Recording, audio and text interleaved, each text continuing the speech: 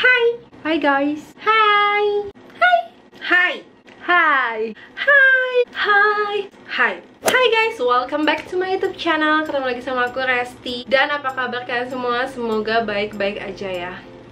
So aku sekarang lagi pakai lighting baru nih guys. Gimana? Cahayanya lumayan terang ya? Apa keterangan atau gimana? Kalian bisa komen di bawah. Menurut kalian gimana cahayanya sekarang? Menurut aku sih lumayan membantu.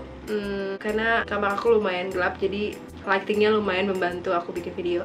Oke, jadi sekarang aku pengen cerita sedikit sama kalian. Aku nggak tahu kenapa belakangan ini aku lagi suka banget nonton film. At least itu malam-malam sih, biasanya sebelum tidur aku nyempetin satu kali nonton film yang direkomendasiin sama orang-orang katanya bagus. Dan yang film-film aku tonton belakangan ini itu menurut aku bagus banget dan recommended banget buat kalian yang pengen nonton gitu. Jadi aku kayak punya ide gitu, kenapa aku nggak bikin aja video top 5 yang menurut aku tuh film-film terbaik yang wajib kalian nonton. So ya, aku bikin videonya. Jadi ini adalah video top 5 aku, film-film yang menurut aku, versi aku ini bagus banget dan the best banget buat kalian yang suka banget genre film yang seperti yang aku suka. Aku tuh suka film yang genrenya kayak misteri, crime gitu juga bisa, kayak kriminal-kriminal gitu, pembunuhan, banyak twistnya dan penuh teka-teki gitu loh. Jadi nontonnya itu nggak boring dan suka nebak-nebak sendiri, oh nanti kayak gini, ternyata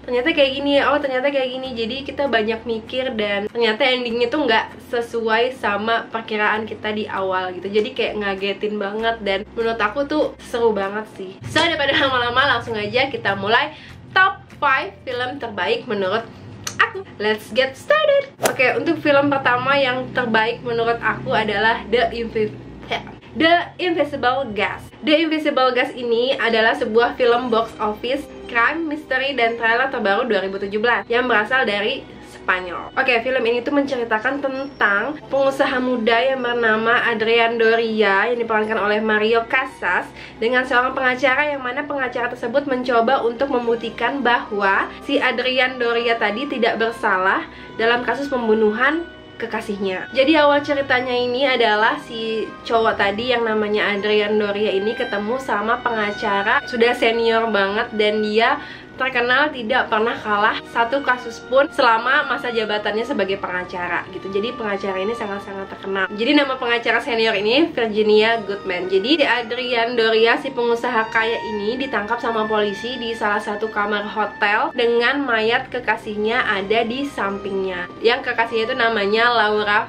Vidal yang diperankan sama Barbara Lenny. Jadi di film ini Adrian ini bercerita sama pengacara yang senior tadi kalau dia merasa dia dijebak. Jadi dia merasa tidak membunuh si kekasihnya itu, tapi dia kayak dijebak jadi pembunuhnya gitu. Nah, si Adrian ini juga cerita kalau sebelum pembunuhan kekasihnya itu terjadi, sebelumnya dia pernah mengalami kecelakaan lalu lintas bersama kekasihnya. Jadi kecelakaan itu mengakibatkan satu orang meninggal, kayak pemuda gitu meninggal dalam kecelakaan tersebut. Dia cerita kalau kekasihnya ini memanipulasi supaya si pacarnya ini, yang Adrian ini, tidak bersalah dan tidak dipolisikan gitu loh. Ceritanya si Adrian sih kayak gitu sama pengacara itu. Tapi pengacara itu juga kayak nggak 100% percaya dengan omongannya si Adrian ini gitu. Jadi dia kayak terus gali-gali lagi si Adrian ini gimana sebenarnya cerita sebenarnya itu. Bisa aja si Adrian ini bohong, bisa aja si Adrian ini kayak memutarbalikkan fakta gitu loh. Jadi dia kayak terus ngulik-ngulik. Pokoknya menurut aku film ini kayak penuh dengan teka-teki banget. Jadi kayak bener-bener nggak bisa ditebak. Sumpah bagus banget yang bikin film ini, oh my god. Pokoknya buat kalian yang suka banget sama jalan cerita yang bener-bener nggak ketebak, ini cocok banget buat kamu. So, happy watching. Film kedua adalah The Loft. Film ini menceritakan tentang 5 laki-laki yang sudah sepakat untuk memiliki dan berbagi sebuah penthouse rahasia di kota. Ya kayak apartemen gitu. Dan di apartemen itu kelimanya bisa menikmati dan menyembunyikan fantasi mereka dari sang istri. Jadi kayak 5 cowok-cowok yang sudah nikah ini kayak punya apartemen gitu yang bisa mereka gunain untuk mereka berselingkuh di sana. Namun, kesenangan mereka tiba-tiba berubah kacau saat mereka menemukan sesosok mayat wanita di dalam apartemennya mereka. Karena merasa panik, akhirnya kelimanya sepakat untuk mencari tahu siapa sebenarnya yang membunuh wanita tidak dikenal itu. Jadi apartemennya itu hanya punya 5 kunci, at least itu dibagikan sama semua cowok-cowok itu. Jadi nggak ada kunci cadangan dan lain-lain. Bisa jadi kelima cowok itu yang bunuh, bisa jadi cewek-cewek yang pernah mereka undang di dalam apartemen itu, atau yang ada yang pernah sakit hati, atau mungkin malah istri-istri mereka. Itu semua kemungkinan yang bisa aja terjadi gitu. Aku tuh aja pertama kali nonton ini kayak nebak, oh pasti si ini nih. Taunya di tengah-tengah film tuh kayak, oh lain, kayaknya ini deh. Terus kayak di akhir, kayaknya ini deh, ini pasti ini deh. Dan terakhir malah aku salah besar. Dan sorry banget buat kalian yang belum 18 tahun ke atas, itu belum boleh. Aku sih nggak ngerekomendasiin karena ini film kayak 18 tahun ke atas gitu. Oke, next. Oke, untuk film yang ketiga adalah film yang berjudul Gone Girl, cewek yang hilang, wanita yang hilang. Ya begitu. Gone Girl bercerita tentang sepasang suami istri, yaitu Nick Dunn yang diperankan oleh Ben Affleck dan Amy Dunn yang diperankan oleh Rosamund Pike. Konflik langsung terjadi di awal film saat Nick pulang ke rumah dan mendapati istrinya hilang. Nick kemudian melaporkan ke polisi hingga investigasi dilakukan. Anehnya, dari hasil investigasi, polisi yang dipimpin detektif Rhonda justru menyudutkan Nick yang kemudian malah diduga telah membunuh istrinya. Jadi suaminya melaporkan istrinya hilang, tapi malah si suaminya ini yang dituduh membunuh istrinya. Masalahnya makin bertambah seiring reputasi istrinya yang menginspirasi Kangar Amazing Amy. Jadi istrinya ini adalah seorang penulis buku yang lumayan terkenal. Jadi kasusnya ini kayak ke blow up ke publik gitu. Jadi makin kayak rumit gitu karena dikonsumsi sama nasional, kayak ada campur tangan media massa. Jadi kayak kasusnya ini kayak jadi rame dan naik banget gitu. Jalan cerita Gone Girl terbilang complicated dan terkesan rumit, namun sutradaranya David Fincher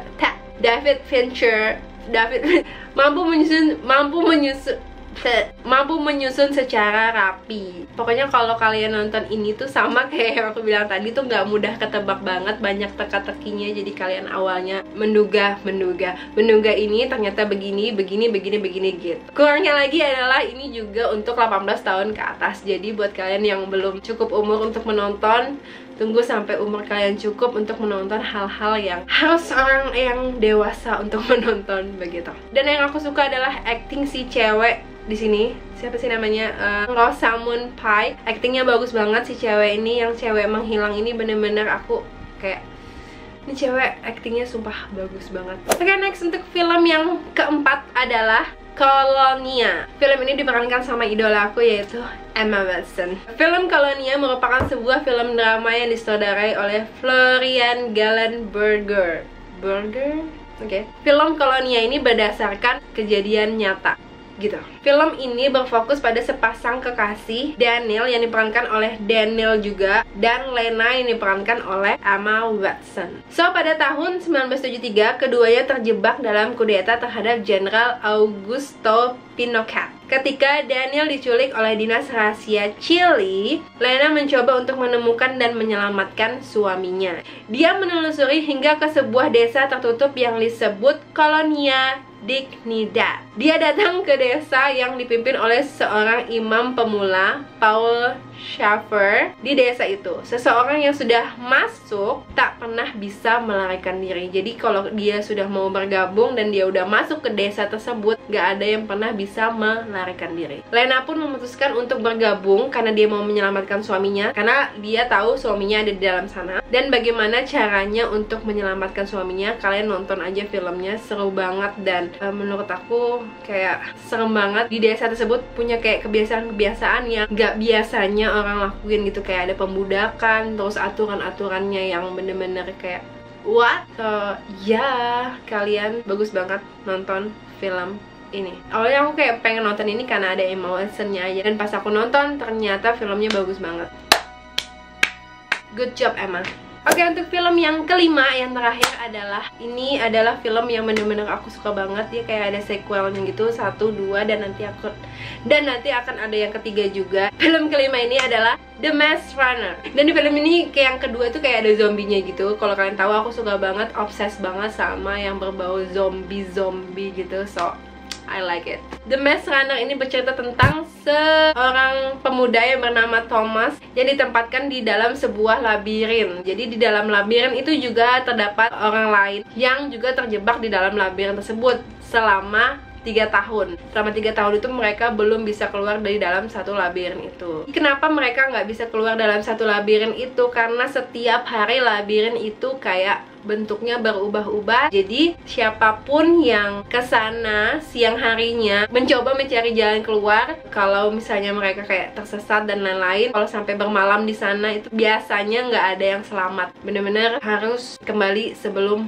malam. Pokoknya ada Maze Runner yang pertama dan kedua aku tuh udah kayak nonton udah kayak puluhan kali mungkin. Aku nggak tahu, aku suka banget sama film ini. Pokoknya fix ini film bagus banget. Pokoknya dia menceritakan kayak Thomas itu gimana cerita yang pertama loh ya. Jadi dia bagaimana caranya dia keluar dari labirin itu bersama teman-temannya. Bagaimana dia juga melawan makhluk-makhluk di dalam labirin itu, robot-robot gitu, gimana cara dia ngelawannya juga. Terus kayak sorry ya guys kalau kalian agak kurang ngerti ini Resti ngomong apa sih. So kalian cari aja sinopsisnya di Google kalau kalian nggak ngerti apa yang aku ngomongin. Pokoknya nonton aja The Maze Runner yang pertama dan yang kedua, dan nanti coming soon ada yang ketiga. So guys, mungkin itu aja top 5 film terbaik menurut aku yang wajib banget kalian tonton. So buat kalian yang sekarang bingung pengen nonton apa atau film apa yang bagus, aku udah rekomendasiin film-film yang bagus. Jadi so happy watching. So makasih yang udah nonton video ini sampai habis. Jangan lupa untuk like, comment, dan subscribe ke channel aku. Dan jangan lupa juga untuk share video-video aku ke teman-teman kalian. So makasih yang udah nonton. See you on my next video. Bye bye. Itu aja film jangan lupa ya kalau kalian subscribe buat kalian yang mungkin itu aja. So guys, mungkin itu aja. Blur.